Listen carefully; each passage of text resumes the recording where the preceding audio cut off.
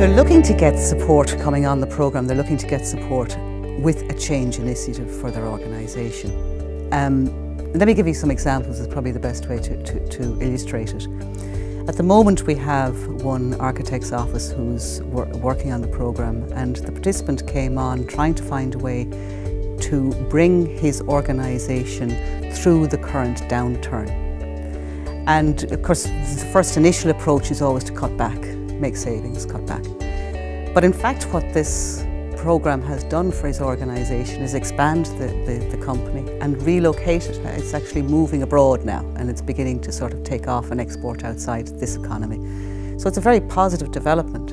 In using the tools and in focusing on the organisation, the participant has been able to completely restructure his company and reposition it in a very, very difficult market. Taking time out and away from an organisation when there's extra workload, when there's a very difficult external environment invading and having an influence on the organisation, it's quite significant how an individual can come out of that situation into the classroom, working with other people in the classroom, working with our tutors, and identify processes and systems that can be modified, changed, or a total reorientation for the organisation. And if we're going to come out of this economy, we need people going through that process in their organisations. So it's quite significant in terms of its influence and change.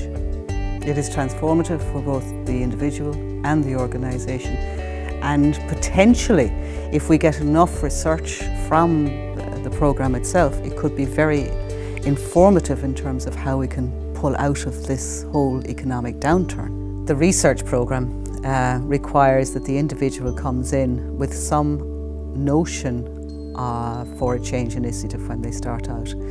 The change initiative is developed while they're listening to some of the tutors talking about various different subject areas that may influence the change or the type of change that will be initiated in the organisation.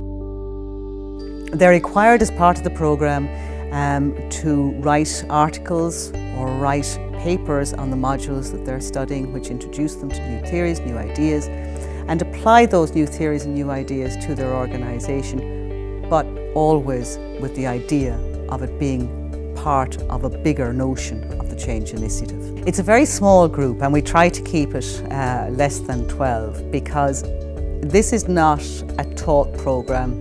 It's a programme where people sit and think as much as possible in the room. We also work together very, very closely. So there's a lot of information exchanged, and in order to progress the research initiative and support each other through it, we have to build up very trusting relationships with each other.